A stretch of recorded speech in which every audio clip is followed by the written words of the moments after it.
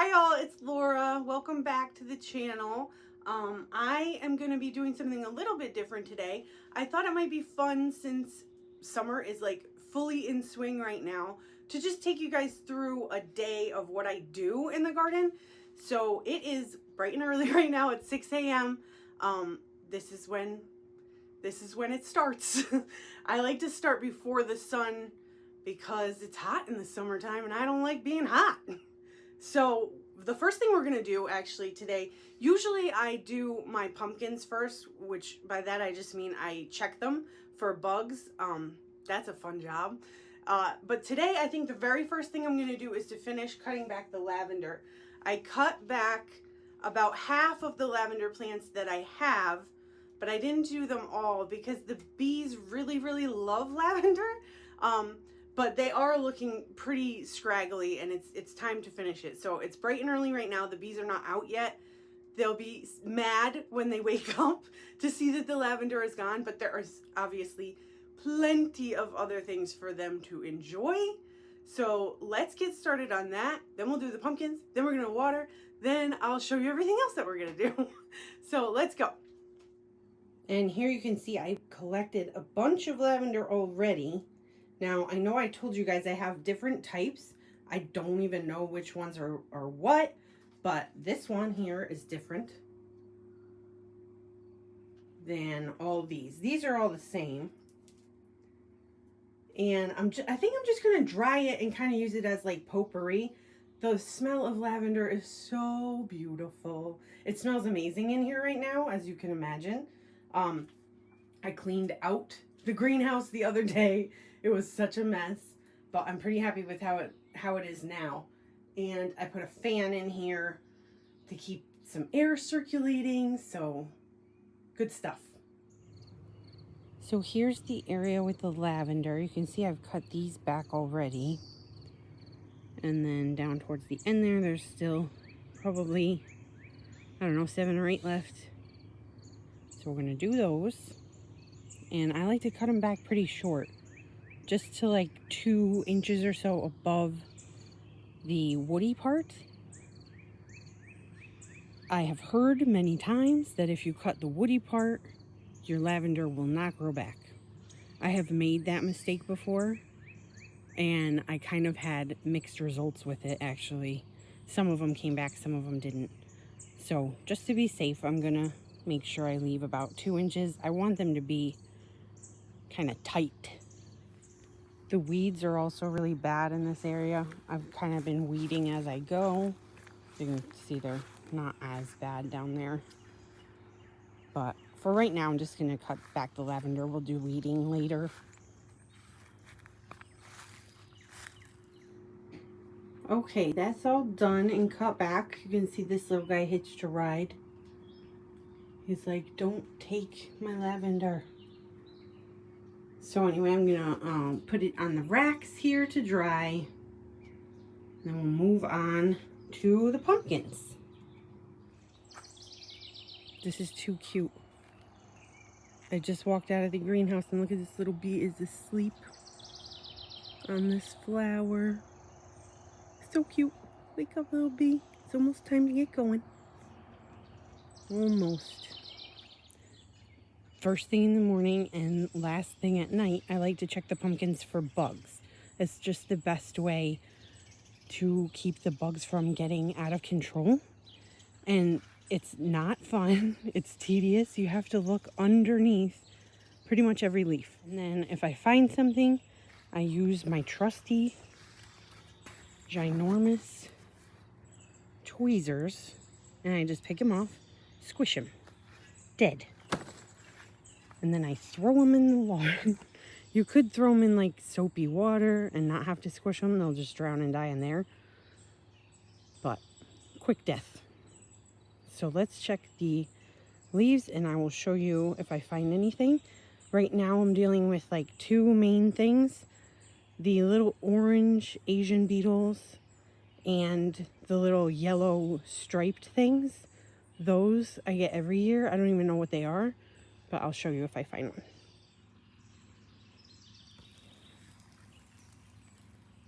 Get low, get low. Instead of flipping them all over, I kind of just like to lay on the ground and see if I can see anything. I think I see something here. Okay, I did find one on these plants. This was on the underside, but I just put them on here so you guys can see.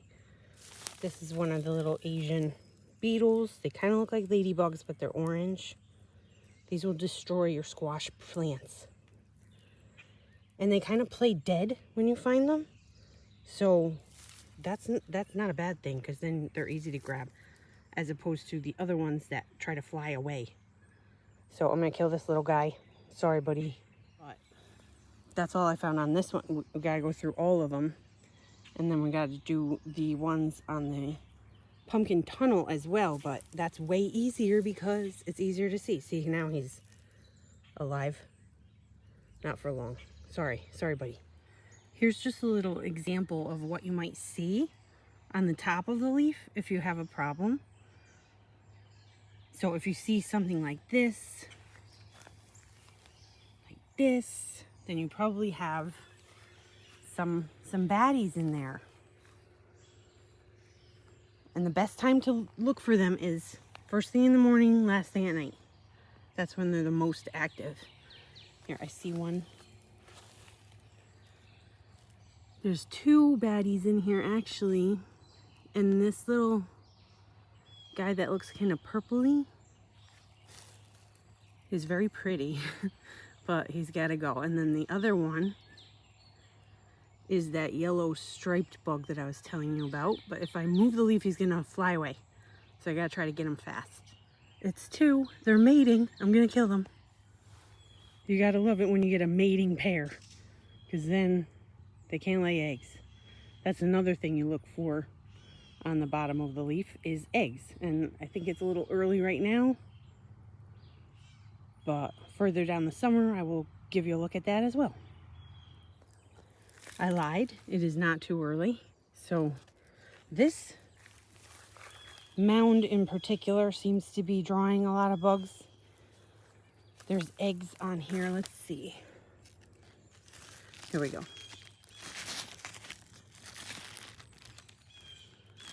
So there they are. I don't know who they belong to. Normally, I'll just like rip off a section with the eggs and throw it away in soapy water. So that's probably what I'm gonna do. Here's more. There's another little guy. So you can see how important it is to stay on top of it. I mean, I do this twice a day, and they're still... Squash plants are hard to take care of. Okay, the ones in the front are done, so let's check these ones on the pumpkin arch. Now these are smaller because the pumpkins themselves are going to be smaller. So anyway, let's check for bugs.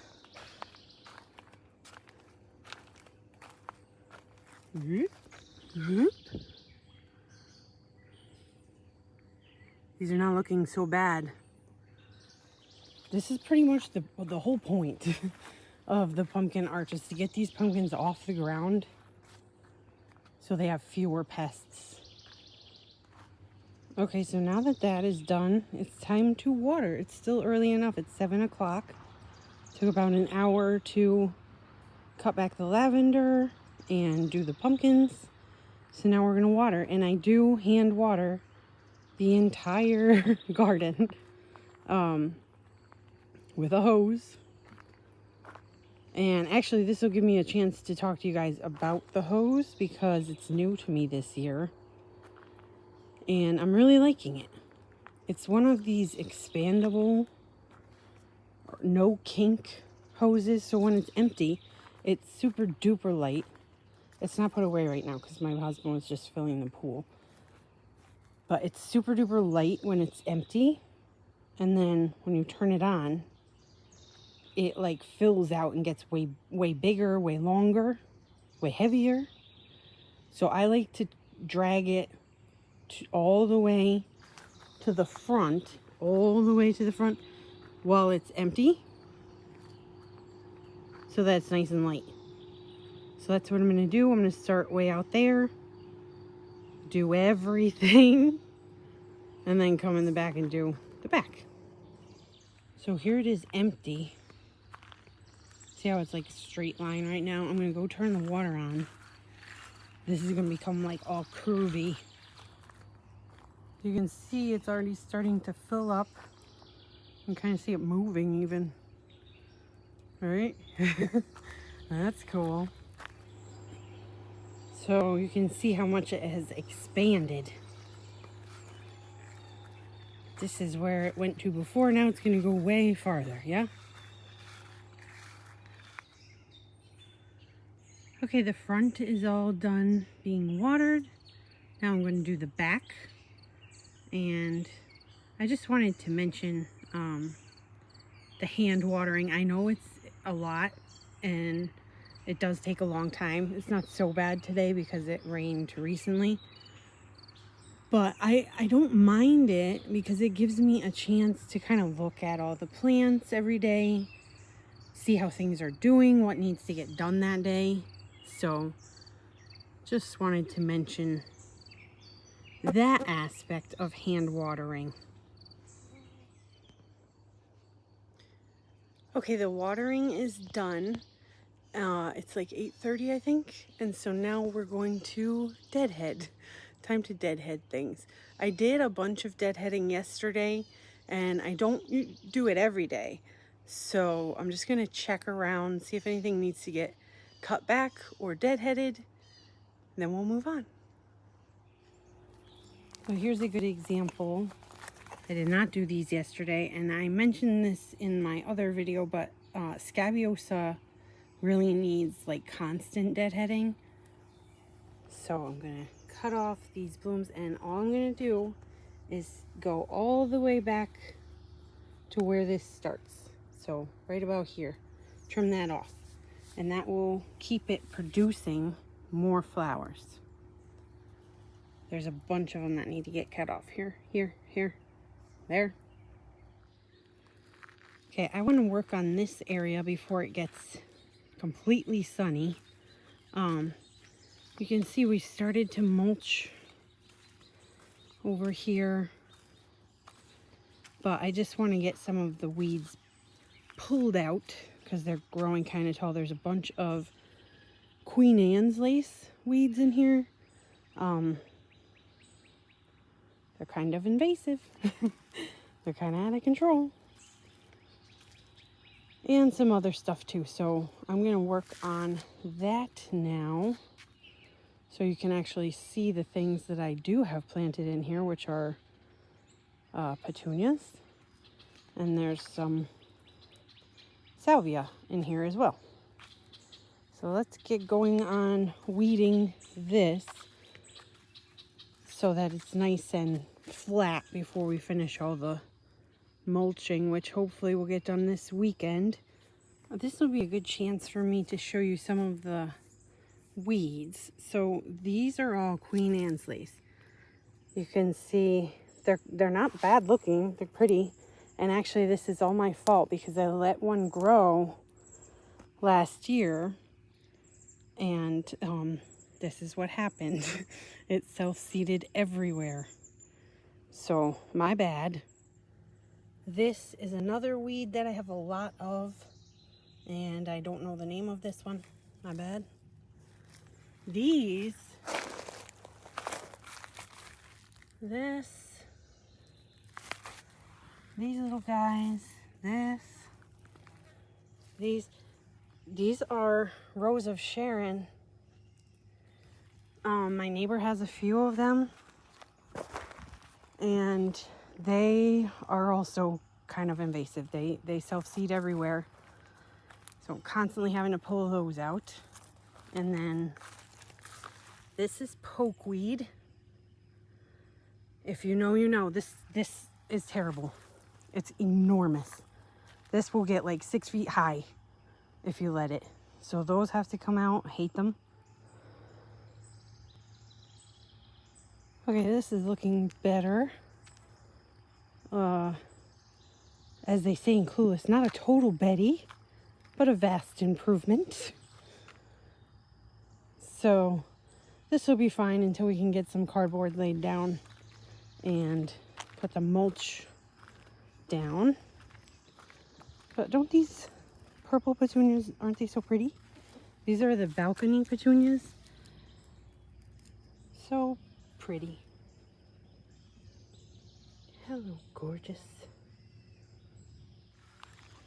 And I think it's time for a break now. Homer is barking. He wants to come out. So we'll take a break now. It's like 9 o'clock. These are my tomato plants, and I'm doing the called the Florida weave. So they're just, I have some stakes and then twine, and you basically just go in and out. You weave in and out between the plants, and they are ready for their next level. So I'm gonna add that now. Okay, I got this done. So all you do is just tie it to one end, and then you just go in and out. So in front of, then behind. In front of, then behind. You kind of get the idea, yeah? You go all the way down to the end and do it the other way. And that's it. It's super easy. No tomato cages. None of that nonsense. The bee has woken up. He's brought his friends. They're enjoying the flower.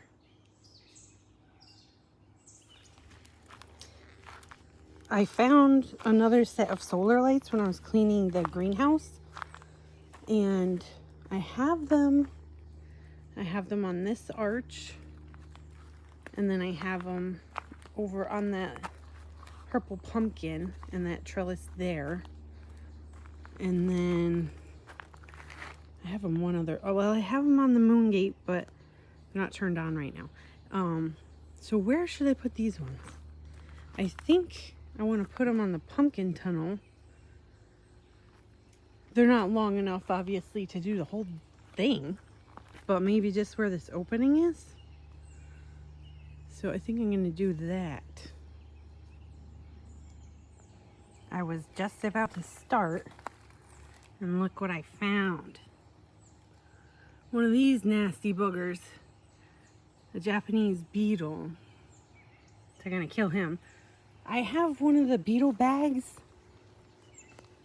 and I put it like over here. You see it? I guess my husband said it said to put it 30 feet downwind from like where the problem is. And I wanted it to kind of be near the pumpkins, but not too close, I guess. I don't really know how they work. So, but anyway, I haven't caught any. I caught one. So, and it's been up for like a week and a half. I don't know. Last year, I remember when the Japanese beetles came on, everyone and their mom was going to buy those beetle bags, and we couldn't find them anywhere. We eventually got our hands on one, and it did seem to work, but I had it up here, which is upwind. I feel like that makes more sense, doesn't it? Not downwind? Anyway, I think I'll move it over there and see if that helps. This area needs some addressing. I have staked these blue bachelor's buttons a bunch of times. They keep falling down, but I did get that Velcro style tape, and that was helping a lot with the poppies, so I'm going to try that over here. I have some gladiolas that are falling over, and I want to make sure that those are upright because they're going to hopefully put on blooms soon.